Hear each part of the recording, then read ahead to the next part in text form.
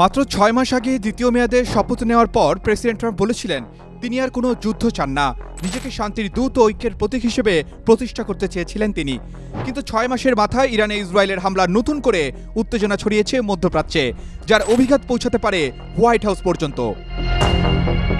গত শুক্রবার ভোরে ইরানের অভ্যন্তরে সামরিক ঘাঁটি ও পারমাণবিক স্থাপনায় চালানো হামলায় প্রত্যক্ষভাবে জড়িত ছিল ইসরায়েল।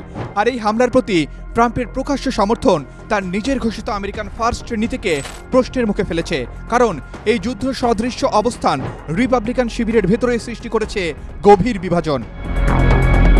প্রভাবশালী কনজারভেটিভ ভাষ্যকর টাকার কার্লসন একে সরাসরি আখ্যা দিয়েছেন নেতানিয়াহুর যুদ্ধ পিপাসু সরকারের ষড়যন্ত্র হিসেবে। তিনি বলছেন, ইসরায়েল চাইলে যুদ্ধ করুক, কিন্তু তাতে যুক্তরাষ্ট্র জড়াবে কেন? তার নেটওয়ার্ক থেকে প্রকাশিত নিউজ লেটারে সতর্কবার্তা এসেছে, ইরানের সঙ্গে যে কোনো যুদ্ধে জড়ালে তা শুধু মার্কিন স্বার্থকে ক্ষতিগ্রস্ত করবে না, বরং ভবিষ্যতের সন্ত্রাসবাদের জন্ম দেবে। কংগ্রেসের ভেতর থেকেও এসেছে কঠোর সমালোচনা। এমনকি রিপাবলিকানদের একাংশ যারা দীর্ঘদিন ধরে ইসরায়েলের প্রতি সমর্থন দিয়ে আসছিল, তারাও এবার দ্বিধায়।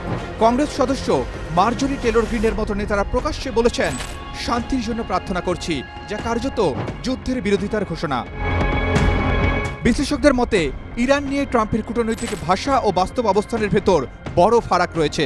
কুইন্সি ইনস্টিটিউটের ত্রিতা পার্সি বলছেন, ট্রাম্প আলোচনার কথা বললেও জানতেন ইসরায়েলের হামলা আসন্ন, আর আলোচনার সুযোগ না রেখেই তিনি কার্যত এই হামলায় মৌন সম্মতি দিয়েছেন।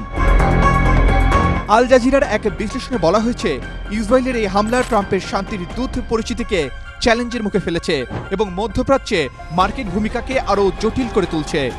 সিএনএন ও অন্যান্য মার্কিন মিডিয়ায় বলা হয়েছে, কনজারভেটিভ ঘাঁটির একাংশ ক্ষুব্ধ, বিশেষ করে যারা যুদ্ধবিরোধী অবস্থানে ছিলেন তাদের অনেকেই ট্রাম্পের অবস্থানকে নীতিগত বিশ্বাসঘাতকতা হিসেবে দেখছেন।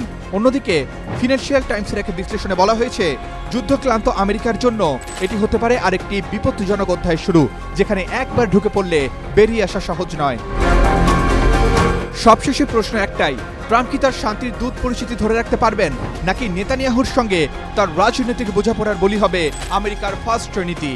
Arman Ali, Daily Sun. For more updates, follow us on Facebook, subscribe our YouTube channel, get the latest update on www.daily-sun.com.